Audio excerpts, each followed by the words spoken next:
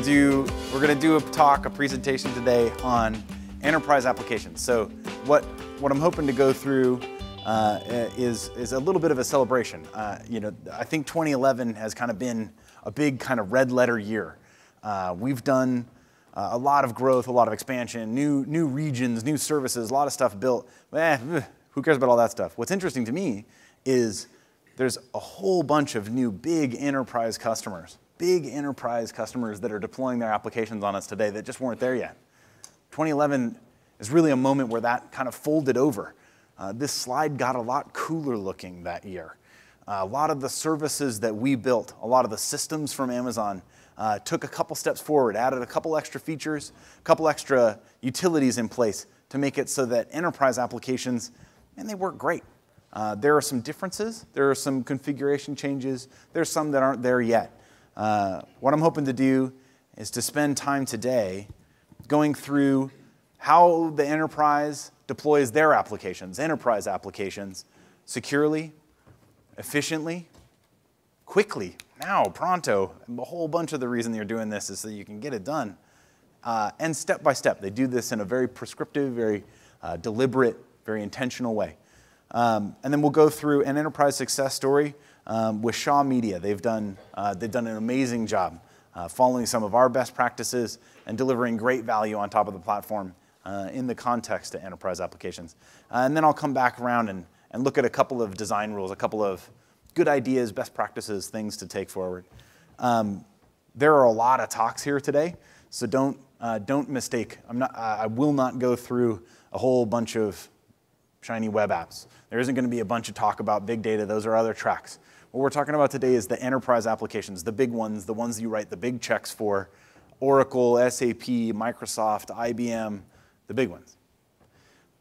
Why run that stuff on Amazon? Does that make sense? Why put that here? It's the cloud. Cloud's scary. It's all new and shiny. Why would you put your enterprise, the core business, on the cloud? That seems like a real risky bet. It seems like someone's going to get fired for taking that kind of a gutsy forward action. The reason that you do that is because they work great, because it's more secure in many cases. We've gone into these businesses. We do the big 8-hour security deep dive. Here's the CISO, Steve Schmidt. He has a presentation later. A couple of the other guys, Bill Murray, will come out, and they'll walk through the whole 9 yards. And I tell you every single time, about 4 hours in, out come the yellow legal pads, and they're going, oh, we got to go build that thing. Oh, we need a second biometric check. He's right. Oh, man, who does the destruction on our disks? Oh, man. So on Amazon, every single instance, the tiniest M1 small, gets exactly the same treatment, has exactly the same sophisticated security and compliance and deployment controls as the giant fleets that run these enterprise applications. We believe that we're the clear market leader here. There isn't any question in our minds that if you build in our context and in our footprint, you're making a choice that's got a long run in front of it. We've sort of set the cloud API standard at this point with the recent announcement around Eucalyptus and others sort of following in the fold. This is a place where you can make a bet about how it is that you're going to deploy, how you're going to use control tools. And we have a great track record of operational excellence. We measure our problems in seconds most of the time. We have plenty of other folks that aren't the same way. And we've been building a lot, but we know the real elephant in the room is security and compliance. We know that that's the one that you're going to keep coming back to, that your board will interrogate you about, that you will spend the 8-hour meeting on. You spend 5 minutes telling them that Amazon's great. You spend hours telling them how secure it is. So how are enterprises using the cloud as a secure extension of their data centers? That seems to be the model to us. You've got a big data center, you have a big facility, you've already made a giant investment there, you have applications running there. How do you start using the cloud? How do you start integrating there? The start of that is really understanding what cloud is, and how it's different, how it works different than usual. The big difference is a shared security model. A lot of the enterprise deployments that we've seen have been operating under MSPs, operating underneath managed infrastructure. You're in charge of some more stuff maybe than you're used to. You do need to do your data encryption. That's a piece of work you've got to implement. You've got to make sure that the application's configured for that.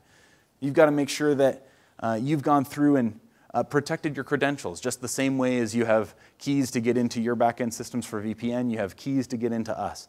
You need to secure your applications and your operating system. You need to do patches, those sorts of things. But we've done the really heavy work, the really scary stuff of our SAS 70 Type 2 audit and our ISO 27001 compliance and our FISMA moderate ATO.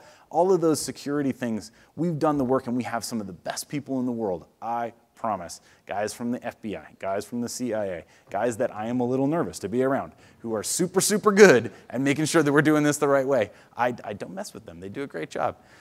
In between the two of us is a bunch of tools. We've put process tools in place, identity and access management, little MFA tokens so that you don't lose who's got access to what, security groups for firewalls. Those tools are all important in making sure that you have the systems and the controls in place to put protections around your enterprise apps. Most folks are doing this today in VPC. VPC is really the go-forward tool, really the pattern for this, where you have logical control over the network environment. That simplifies the security topology greatly. You have ingress and egress filtration. You have that at the network stack layer as well as at the instance layer. And you're able to build VPN connections back to us. So it really can be an extension of your enterprise. That ends up looking like this. You've got your data center. You've got a gateway back from that data center into our facilities. Those facilities are built up of multiple availability zones. Our connections allow you to span those. You don't have to negotiate with two different colo providers to figure out how to get two different buildings. We do that built in. That's easy. And then from those systems, we'll have direct connect on top. So if you need low latency, if you need 10 gig or multiple 10 gig or dozens of 10 gig links to us, we're good with that. If you want to access down to the remainder of our services, S3, simple workflow, you can reach out of the VPC context and get into those. Over time, those services will be brought inside the VPC context. Customers, we know, want to have network control at every one of the tiers. This also allows you to connect out to your branch offices. How do you build a mesh, a network that goes from each of the different remote facilities, and then back to Amazon, and then back to the primary data center? Our VPN hardware allows you to build those kinds of networks. You can bounce off of us, go in and out of us, use us as DNS. All those different configurations are pretty straightforward to put together. Autodesk is a great example. They literally think of us as their internal network. Their IP address range on us is the same as the range they use inside. We're just another data center to them. But they've been able to take advantage of some tools that have made them a lot more efficient. So enterprise apps we've seen are way more efficient when you run in this context. That can seem really weird. Wait a minute, I'm on cloud, I'm in virtualization, isn't there some overhead, isn't that weird? This is SAP. SAP uses a huge amount of infrastructure and deploys on our infrastructure constantly. We have early level certification with them. We'll be making significant presentations together with SAP at Sapphire here this year. We've started with them ages ago, 2008. They were deploying infrastructure on us. They were really focused on being self-service, on not having to talk to us about anything that was confusing to them. They're like, really? It's only just an API? We're like, yes, it's really just an API. You can deal with all this stuff on your own. It's been a significant cost savings. They've got 10,000 something systems up and running at this point. It's way less from a hardware standpoint, way less time from that standpoint.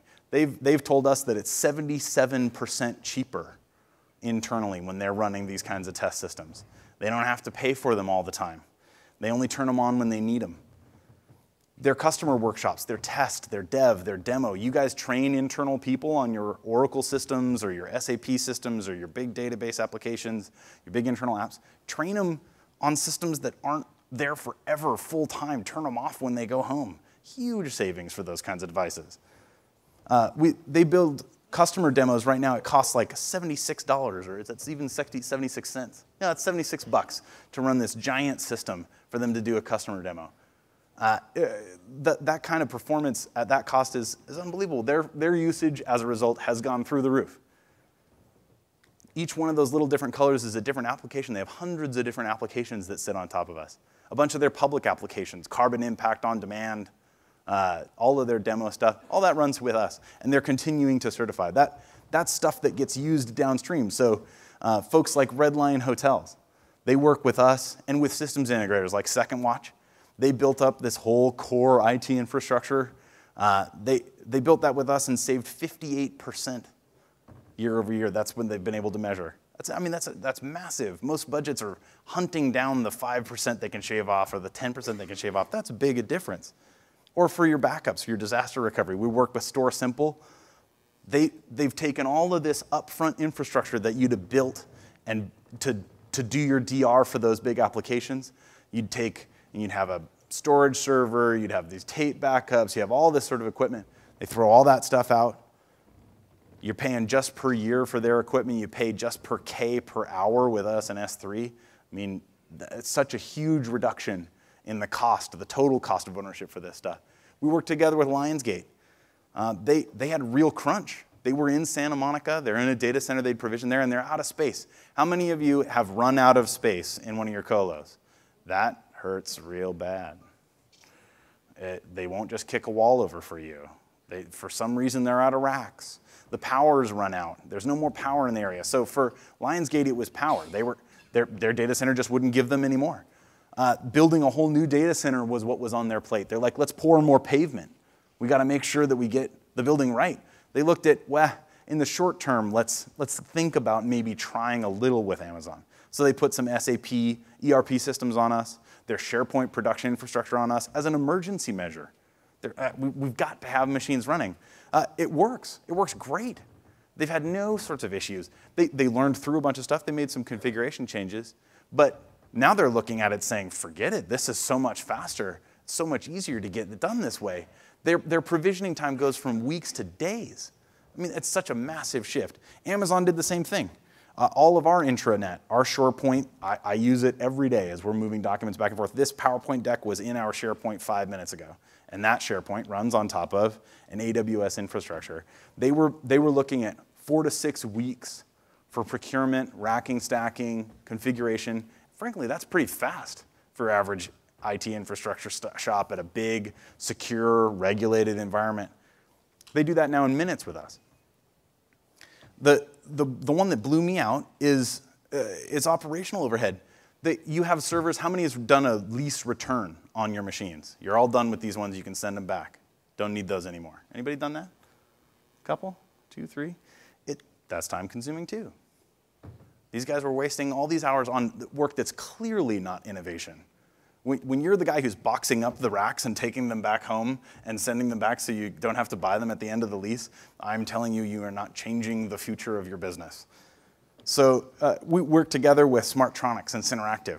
They built the SharePoint deployments that run treasury.gov and recovery.gov. That's a relatively enterprise application. Their internal systems allowed them to deploy those faster and cheaper. Their government customer looks at that as a 60 to 70% savings in the first year. Who knows what it ends up saving them in the long term as the maintenance stuff rolls away and they don't have the same kinds of challenges. If you look at the applications, that's all Microsoft Enterprise, SharePoint, SQL servers in the back end, Forefront security. They used our license mobility program to bring licensing into context. So their bring your own license. We'll look at what that looks like. Another pattern, another way that we're seeing this happen is we have a lot of folks that are really interested in the disaster recovery options. How do I make it so that when my big data center that I've spent all the real money on, when that blows up, because it's going to fail at some point, how do I get that stuff into the cloud so that when it fails, I can recover in the cloud? That sounds like a great idea. I'll give you a sneaky hint. If you like cloud and you want to migrate there, you should do a disaster recovery project. Because this disaster recovery workflow, it looks a heck of a lot like a migration plan to me, right? Oh, we're going to try a failover, boss. We're just going to test it once. We'll check it out. And what? It works, and it works great, and it works smoothly, and it took 30 seconds for us to fail over the systems. Maybe we should keep them there. That's an approach we've seen a lot of folks take as they go, well, we failed over, but we kind of don't want to fail back. So in terms of configuration for cloud, there are a lot of knobs. There are a lot of twists and twiddles that you're going to have to set. This is different. It's not, you don't get to sort of submit a ticket and have some guy run down the hall and install a new hard drive. It's not fast enough, and it's not the way we're built. So we are going to tell you, you've got to go do multi-AZ. It's what you'd have done on your own, but we made it a lot easier. You will be aggregating EBS. We don't sell SANs. We don't think that's a particularly intelligent investment. That's a technology that's kind of getting funky looking. We'll make you put EBS volumes together, stripe them for high performance, the same way that you're aggregating the spindles in the LUNs of your SAN. We'll have you do snapshots. We'll have you back things up. We'll suggest that you use RDS instead of your existing relational database because we've done a lot of work to make that high scale, make that high power. We'll really push hard on automation from a deployment standpoint. We'll sort of shove at you that those are good ideas, those are good plans. And we'll also suggest auto-scaling as a tool for auto-recovery. Auto-scaling doesn't just have to grow and shrink. You can set that to minimum 1, maximum 1, and all of a sudden, if those machines go funny, they just come back to life. So we're also hearing from a lot of enterprises that they're getting value quickly from the cloud, that they have a deadline, they have a timeline, they've got to get to market. So we worked really closely with Shell. I think you've seen these guys slide up a couple times. Real big win from our perspective, real big win from their perspective. They worked with us. How many of you use an online booking system for travel? It goes through and says, here's how I'm going to get a flight to here and there. You ever pick a flight that's like, has 7 extra hops and goes the long way on the really cool airline with the nice people that fly it, and it's really expensive, like $7,000, and it throws a little error message that says, hold on, boss says you're not supposed to order that ticket. It's too expensive. Here are the suggested options. At Shell, when they provision infrastructure and they decide they want to use an on-prem physical server, hold on, that's not the right way to do it. The correct suggested approach is to use AWS. Why would you want to not use AWS for that? They get interrupted in deployments in their provisioning service catalog. It says, hold on, AWS is the right way to build those enterprise apps. That's the way that they're designed. So they've taken from us huge benefits in terms of cost. They've really brought their costs down. But the big thing for them was getting to market more quickly and having a more manageable stack. We worked together with Sogeti, their Oracle implementation, all the disaster recovery for that, for a big Oracle Exadata system, runs on Amazon Web Services. They've gotten so fast now that they actually get to practice. So the disaster recovery policy took so long to run that they really sort of avoided the kind of cyclical tests of that. So now they're able to do much quicker disaster recovery exercises. They can do those sort of quick backups to meet the SLAs they had with the rest of the business. I think that quote says a lot to me that they just don't have any kind of upfront cost. The experiment has gone successfully. So Schneider Electric, another example, they've got 15 different production applications that run on top of us using VPC. Another great example, IT Lifeline and Washington Trust Bank. These guys are backing up on a daily basis 40 terabytes of content. This is the internal stuff they've got to get over the wire and into us. They use our storage gateway. They use S3 to store this content. That really makes it very straightforward to get going. And a critical accelerator for making this stuff move more quickly is to get licensing right. Licenses for every one of these enterprise apps is complex at a minimum. We've done a couple of things to help with a little of that. So the first of those is a release last night. This is called Agile PowerPoint, ladies and gentlemen. This slide did not exist as of about 45 minutes ago. So the AWS Marketplace lets you find first, but buy software that runs in the cloud.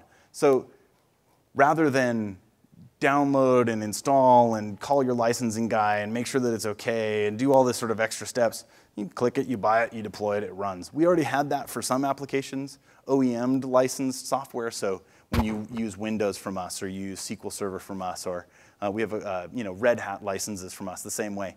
But this adds to that list. There are more and more partners that will add their licensing to this system. This system also supports the BYO model. So if you just want to have this manage your configuration, it works good.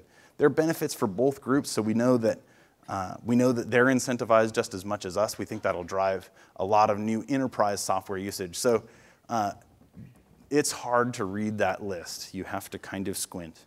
But that's all the stuff from those guys that work with us. The IBM stuff's been there for years. SAP's been over a year. Oracle's been over a year. Microsoft's been years. I work with Microsoft real closely. Exchange Server, SharePoint, all that stuff, it all works. Those licenses migrate. Your sales guy from these places may not agree. They may tell you all sorts of funny stuff. Happy to field those questions. We have folks on staff that have already worked through how it is that you bring your own license into the cloud. We've already worked through the practice of that, so we're happy to help you through the process of making sure that you can get the right licensing on us and deliver value. Like a great example, I think probably most sophisticated in terms of a partnership just for BYOL, every one of the licenses for every one of the Oracle software applications runs on AWS. That stuff's ready to go. And it doesn't matter which of the license agreements that you have, right? So that's an important thing to bring to us in terms of a data point. How are you licensed today? How do you do that stuff? All that does is shorten the cycle time, make it easier for us to get you to value. So on that note and on others, I want to introduce Augusto from Shaw Media. Augusto has done some pretty interesting things. Thanks.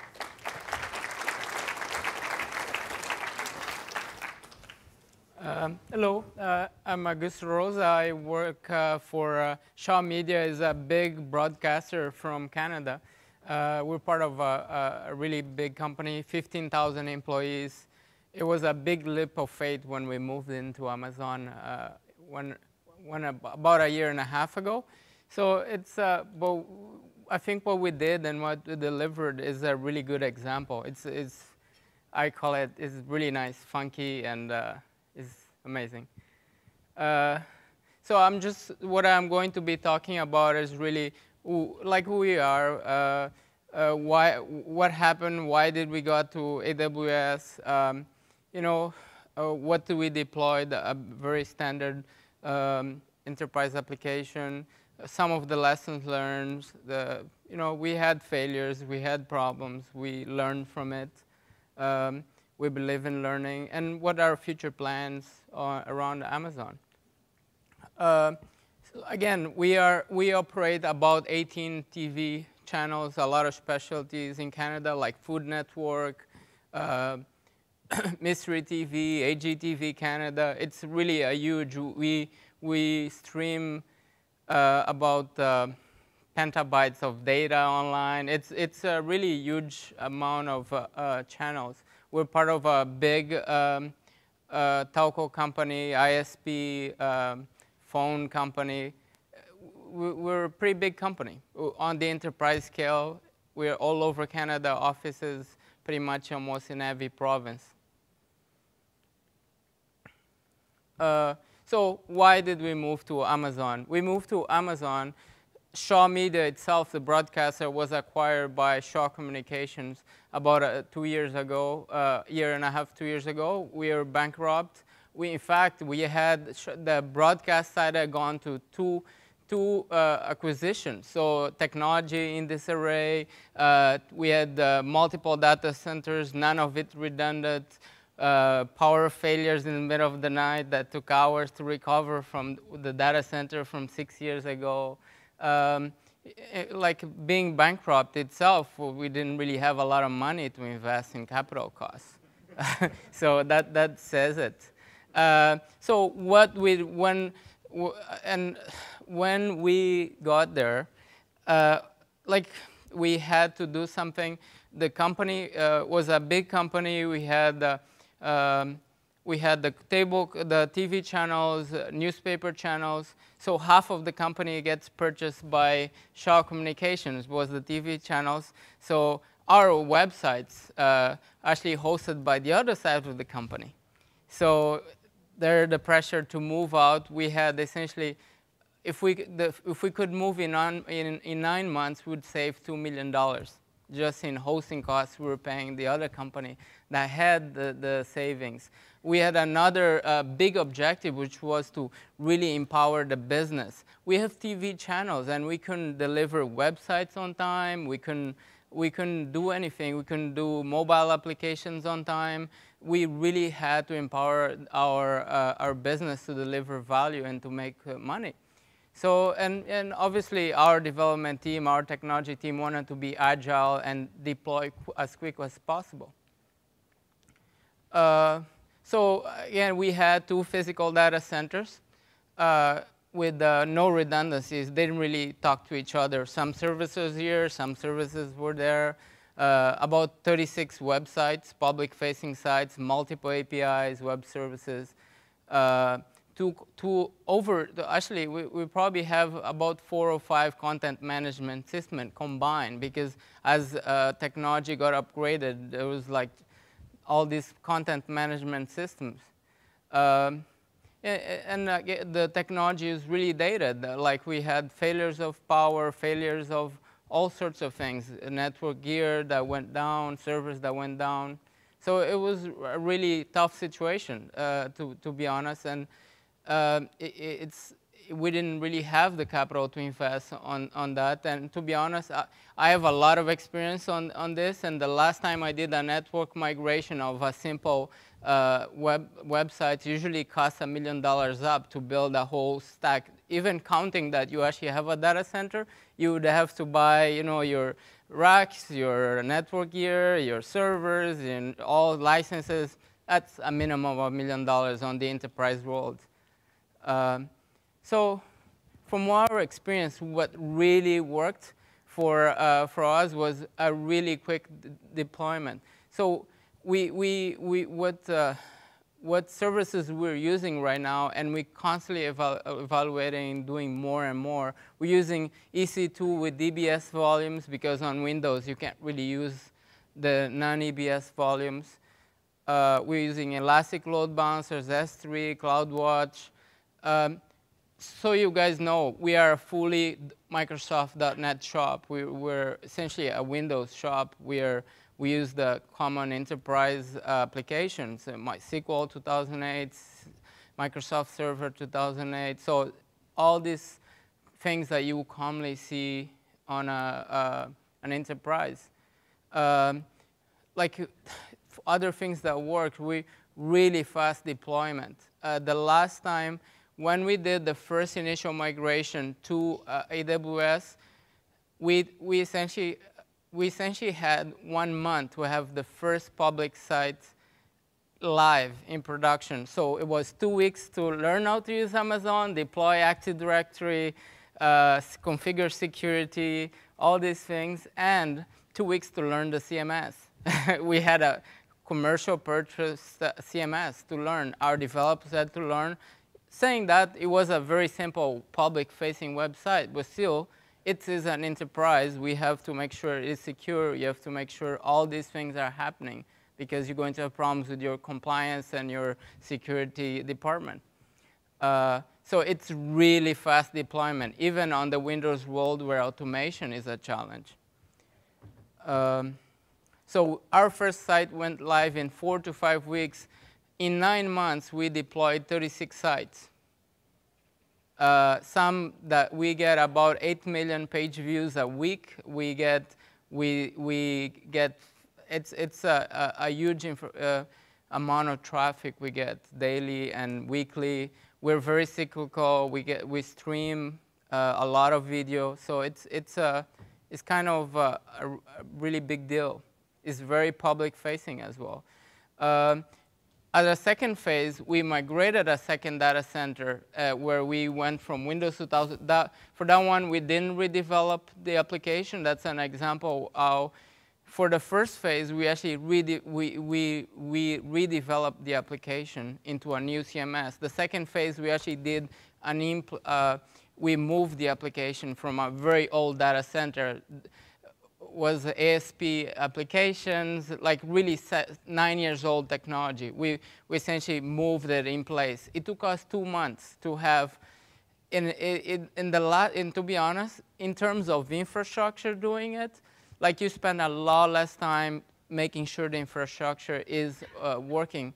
The last time I did a network migration from the same data center, but we got just essentially changing the physical gear.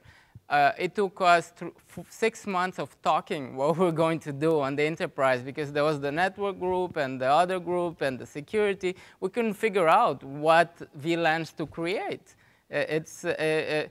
It was quite amazing. It took us 1 month to migrate all this technology. That the guy that actually designed it was no longer there, so we actually had to go through a discovery process of, okay, what services are actually there, what all this, and deploy it. So 2 weeks to discovery, 1 week to deploy everything into Amazon, 1 month of actually testing, and some drawbacks. At one point, we deployed some application, and it just didn't work. It couldn't contain the traffic. We were going from Windows 2003 to 2008. It is really hard to on a public-facing website, it's kind of hard to mimic real-world traffic. So sometimes, even though you can stress test an application, you cannot really stress test what the normal user does. So we had to roll back and try again, because there was some kind of bug that only existed with 2008. But still, we did it in 2 months.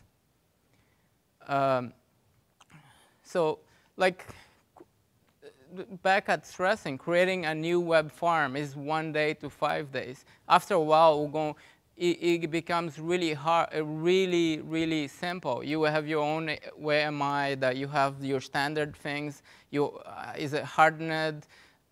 It's to get a new web server is minutes, 1 hour. Then you have to have some kind of scripts to deploy. It actually makes you more efficient, because the time as an infrastructure, you spend on trying to make sure the server is hardened and you're connected, you powered, you procured the server. All that stuff is gone. You save so much money. Like, to buy a server, it depends on your organization. In my organization, to buy a server would take at least 2 to 3 months, because you have to get a signature from a director, a VP, and probably depends on the cost, the CIO, and then you have to go through all these steps until you get the server, get the license, install. All that is gone. This is really 1 day to fully deploy a server, or less. Depends how you automate. And things are getting better. I think the more enterprises move on to this kind of automated systems, Microsoft will be pressured to release better tools to automate things that exist on the Linux world, and we can do a lot more templating deployments. This is essentially what we build. If you see, is really another strength around security and on Amazon is how easy it is to deploy a security. Oftentimes, when you build an infrastructure, creating your VLANs, you have 2 or 3 VLANs, and most people, you separate a little bit. It's so easy to secure the environment, because you can start from the get-go on a security time frame, on a security in mind. So you have your web public-facing, only that security group or VLAN can traffic talk from outside, and you separate everything into very easy going. All this it took us a day to really do all that. And it took longer time to figure out all the ports were. I think the biggest things I can say about architecting for the cloud, the lessons learned is really make sure you do your due diligence. Make sure you learn what Amazon and all the limitations and all the good things you have. You have to architect with a cloud in mind. It is like an example is it's something that a lot of the other sessions have been saying. Use all availability zones. Don't put all your servers on availability A. It will lead to disaster. A big example, like when we have failures of one availability zone, you'll see a lot of places go down. All our services are spread across 4 data centers. You tell me in your company, do you really have 4 data centers in your company? Is your application spread across 4 data centers? Like it is easy. If you architect in that mind, is a really high available thing. Plan for failures. Be crazy about it. It will fail. Stuff fails always. Just be very detailed on it. Things will fail. Just plan for it. Backup, backup, backup. On the enterprise, we use a lot of enterprise software to backup. Amazon goes a step forward. We use normal enterprise backup software. We go further. We backup. We take AMIs of all our servers monthly. We take snapshots of all the EBS volumes. We have multiple ways to recover.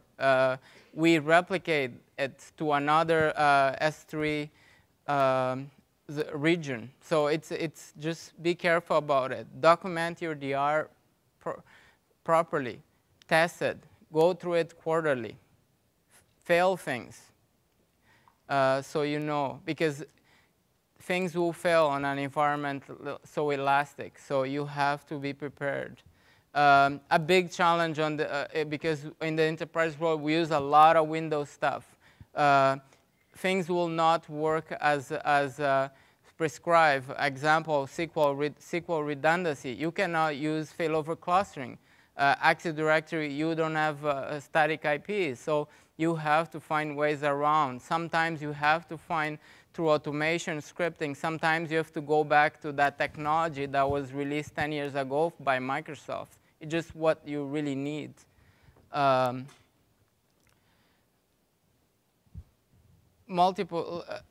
Again, is just make sure your environment is really redundant. You don't want to get on a situation where even a data center in the cloud goes down. You have to make sure you can resist that. The other thing I can say is it really helped us engage Microsoft architects, solution architects. At the very least for us, it confirmed that we're in the right path. It confirmed we're in the right path. It helped us a lot. It was a really good thing. For us, what's the future on our infrastructure? We're embarking on a second data center for Amazon. Like we're actually looking at DRs around that. We're looking at auto-scaling in Windows. To be honest, I've been asking this for a lot of people, and not a lot of people ever auto-scale Windows. So I keep saying to my staff, when we do stuff, figure out stuff, let's blog about it. Because when I first did an Active Directory in the cloud, you can find that information. My blog post actually gets page views until today, because there's no, this is how you deploy Active Directory into the cloud in a very detailed 1, 2, 3 do it. We are going to use a lot more of S3 for image repositories for our sites. We're actually embarking and also using S3 for as a streaming and transcoding services for our video. We have huge video files, and we transcode them into multiple files to serve iPhones and to serve Android, and to serve the Flash players. We're starting to use more and more of the native applications that Amazon provides, like Elastic Cache and looking at high availability, like DynamoDB for like logging and stuff. We're looking at, to be honest, when I start, that was the thing. Most of you are saying it's obvious that you have to go VPDC.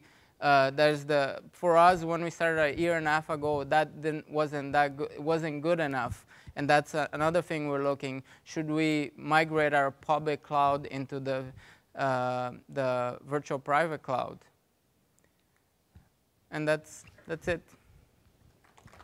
Thank you. That was awesome. So one of the things that Augusto said that I really liked was that they went through this sort of step by step. One little part at a time. That, you know, you were really, really early in. You were before VPC, before we really had great documentation about Active Directory. That's a lot of pathfinding. That's why we sort of talked early on, like, some of this stuff has been figured out. It's a lot more straightforward now. There's a lot of prescriptive advice on how it is that you build these things. And one piece of that prescription is sort of a migration strategy.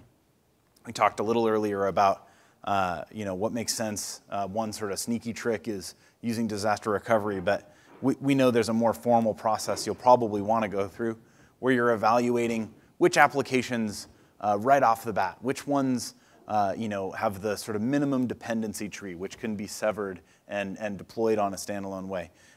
Which ones are ready for migration from a cost standpoint, or maybe they're risky because you don't know how big they're supposed to get. So You identify the ones that are good fits or not good fits. We have some tools that help with that, some checklists. And then you build a POC. You grab some of that application code that you're ready to move, and you try deployment. If that thing looks like it's working and everybody likes the performance, great, you move to the next step. You migrate some data out there, get that stuff in S3, get that ready to deploy to your applications, and then you start really doing applications at a time, whole tiers, whole stack components that get moved over.